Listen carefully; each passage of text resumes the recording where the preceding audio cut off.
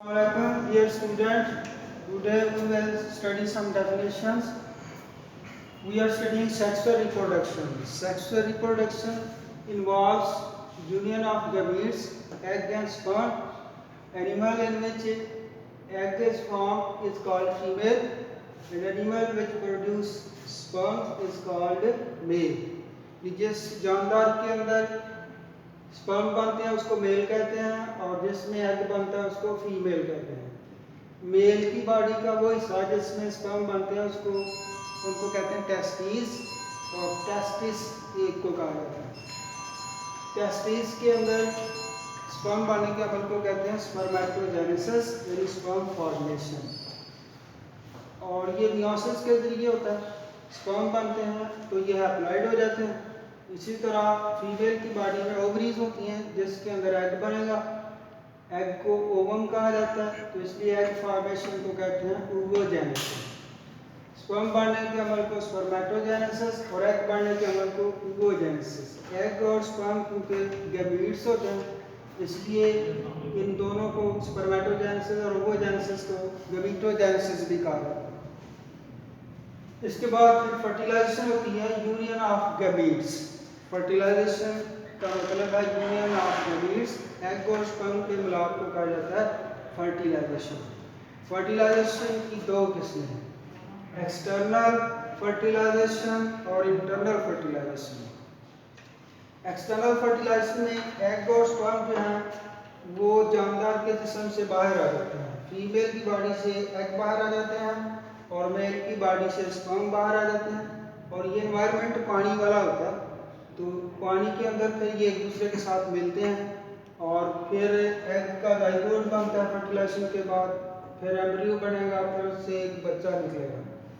Internal fertilisation जो है इसमें स्पर्म जो है वो फीमेल की बॉडी के अंदर रख दिए जाते हैं और लोज इसका मतलब है उसकी बॉडी में रख देना, फिर वहाँ वो एग के साथ मिलेंगे। एक स्पर्म एक एग के साथ मिलेगा, फर्टिलाइजेशन होगी, जाइगोट बनेगा, जाइगोट से फिर एम्ब्रियो बनेगा, एम्ब्रियो से फिर पूरा जानदार बनेगा। फर्टिलाइजेशन के बाद ये जो जानदार हैं इनमें फिर डेवलपमेंट के दो तरीके हैं। ओवम का मतलब है एग, अगर जानदार का एग भी बाहर आ जाता है, स्पर्म भी बाहर आता है, बाहर आके मिलते हैं तो एक्सटर्नल फर्टिलाइजेशन होगी और फिर पूरा बच्चा जो है वो भी पेरेंट की बॉडी से बाहर बनेगा और फिर वो अंडे से निकलेगा। तो ओवीपेरस का मतलब वो जानदार हैं जो अंडे देते हैं और उनके अंडे जो हैं या तो बॉडी के अंदर फर्टिलाइज हो चुके होते हैं या बाहर आके फर्टिलाइज होते हैं। मॉरल फर्टिलाइजेशन किसी में अंडे देने वाले जानदार में बाहर होगी, अक्सर पानी वाले जानदार मछलियाँ वगैरह जहाँ उसमें ऐसे होता है, और इनवर्टिब्रेट्स जो पानी में रहते हैं उनमें भी एक्सटर्नल फर्टिलाइजेशन होती है, और खुश्की वाले जानदार जैसे परिंदे हैं तो उनमें इंटरनल फर्टिलाइजेशन हो जाती है, लेकिन एग जो है वो जिसम के बाहर आते हैं उसमें से बच्चा बनता है। बहरहाल जो जानदार अंडे देते हैं उनको कहेंगे ओविपेरस। इसी तरह डकबिल, प्लेटिपस और स्केली एंटीटर जो है उनमें इंटरनल फर्टिलाइजेशन होती है और एग जब बन रहा होता है तो उसके अंदर वो खुराक जमा हो जाती है जिसको इस्तेमाल करके उस एम्ब्रियो ने पूरा बच्चा बनना है। जब अंडे के अंदर पूरा बच्चा बन जाए तो फिर ये जानदार जो है ये अंडा देते हैं और बाहर निकल के फिर अंडा जो है वो टूटता है, यानी हैचल होती है और उसमें से बच्चा निकलता है। तो ऐसे जानदार जिनकी इंटरनल डेवलप फर्टिलाइजेशन हो और अंदर ही बच्चा एग के अंदर डेवलप करे, लेकिन पेरेंट की बॉडी सिर्फ उसको प्रोटेक्शन दे, खुराक ना दे, और फिर जब वो पूरा बच्चा एग के अंदर बन जाए तो वो एग जिसम से निकले और फिर उसमें से बच्चा निकले, ऐसे जानदारों को कहते हैं ओवोविविपेरस। ओवोविविपेरस। इसके अलावा जैसे इंसान है, एग और स्पर्म जो है वो फीमेल की बॉडी के अंदर ही आपस में मिलते हैं और फिर फीमेल की बॉडी के अंदर ही बच्चे की डेवलपमेंट शुरू हो जाती है, फिर वो पूरा बच्चा बन जाता है, फिर कुछ अर्सा ग्रोथ करता है और फिर जिस्म से बाहर निकलता है। ऐसे जानदार जो बच्चे देते हैं उनको कहेंगे विविपेरस। विविपेरस और ओवोविविपेरस जो जानदार हैं ये अपने बच्चे की ज़्यादा प्रोटेक्शन करते हैं, उसके बचने के चांसेस ज़्यादा होते हैं, इसलिए इन जानदारों के अंदर जो एग प्रोडक्शन है वो कम मिकदार में होती है, थोड़े एग बनते हैं। जबकि एक्सटर्नल फर्टिलाइजेशन और एक्सटर्नल डेवलपमेंट वाले जानदारों में बहुत से एग और स्पर्म जो हैं वो ज़ाया हो जाते हैं। इसलिए उनकी तादाद फिर बहुत ज़्यादा होती है, ताकि किसी ना किसी के बचने के चांसेस जो हैं वो पैदा हो जाएँ और वो नस्ल जो है वो दुनिया में जारी है। अब हम पढ़ेंगे ह्यूमन मेल रिप्रोडक्टिव सिस्टम। ये इंसान जो मेल इंसान होता है उसमें रिप्रोडक्टिव सिस्टम जो है वो किस तरह का होता है। तो यहाँ इसका मुख्तसर सा ये खाका सा दिया हुआ है। इसके हिस्से होते हैं जो बाहर से नज़र आते हैं उनको कहते हैं एक्सटर्नल जेनिटेलिया। उनमें से एक हिस्सा जो है ये पीनस है।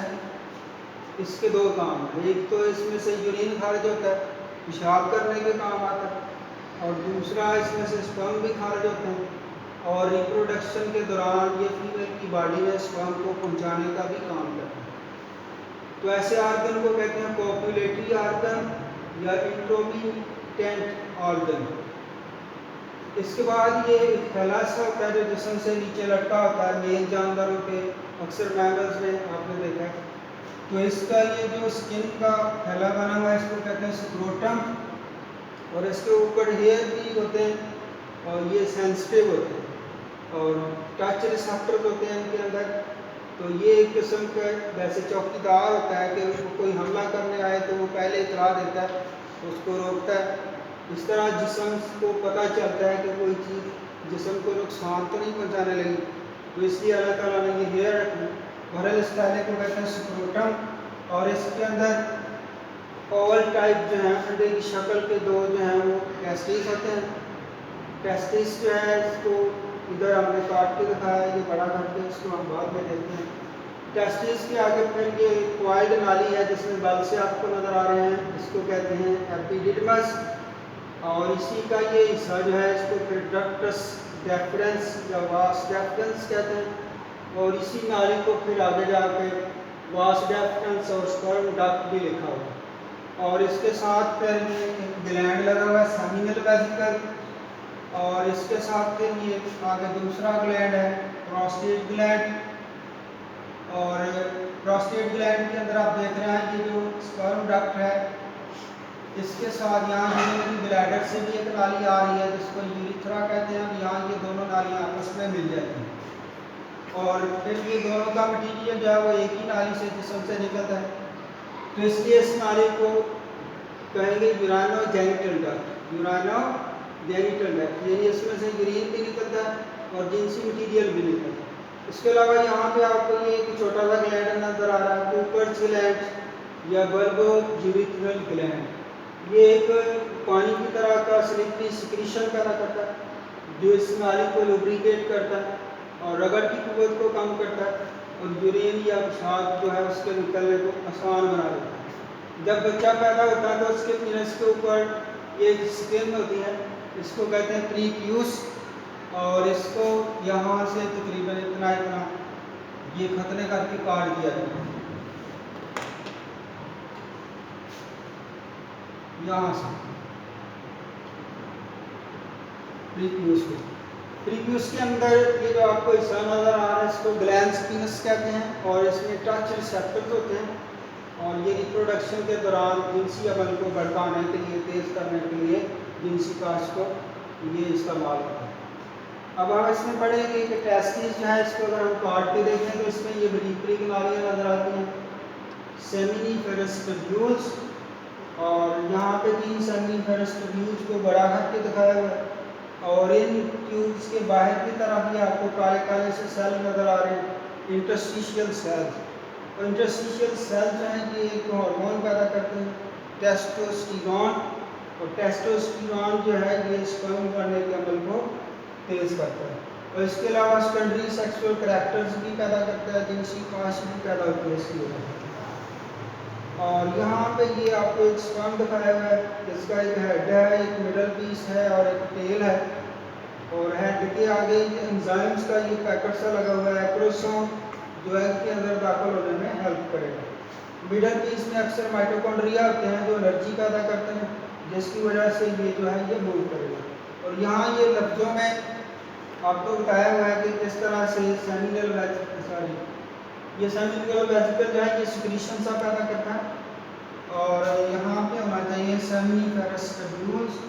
सेमिनिफेरस फिर स्टूब्यूल्स जो हैं इनकी दीवार के अंदर जर्मिनल एपिथेलियम उसको कहते हैं, उसमें ऐसे सेल्स होते हैं जो माइटोसिस से डिवाइड करते हैं और फिर आखिरकार बड़े हो जाते हैं स्पर्मेटोगोनिया, और स्पर्मेटोगोनिया जो है ये फिर और बड़े हो जाते हैं तो प्राइमरी स्पर्मेटोसाइट बनते हैं। प्राइमरी स्पर्मेटोसाइट में फर्स्ट में ट्यूबुलिन होती है, फिर सेकेंडरी स्पर्मेटोसाइट बनते हैं, सेकेंडरी स्पर्मेटोसाइट में फिर सेकेंड में ट्यूबुलिन होगी और ये फिर जो सेल बनेंगे उनको कहेंगे स्पर्मेटेट्स, और फिर उनकी शक्ल जो है वो स्पर्म की तरह की बनेगी तो फिर उनको स्पर्म्स कहेंगे। Thank you.